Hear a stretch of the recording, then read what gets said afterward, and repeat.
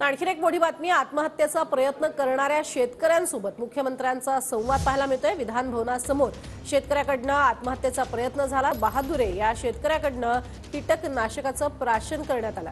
प्रसंगावधान राखत शेतकऱ्याला आत्महत्येपासून रोखण्यात यश आलंय।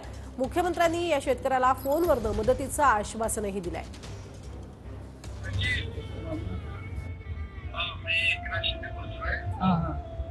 मला मी आपल्या आशिषच्या आमदारांना सांगितलं होतं ना, तर ते काळजीपूर्वक त्यांनी तुम्हाला सांगितलं, माहिती दिली सरकार शेतकऱ्यांसाठी काय काय करताय आणि त्याप्रमाणे आपण करू आणि तुम्हालाही मदत होईल आणि काळजी करायची आवश्यकता नाही।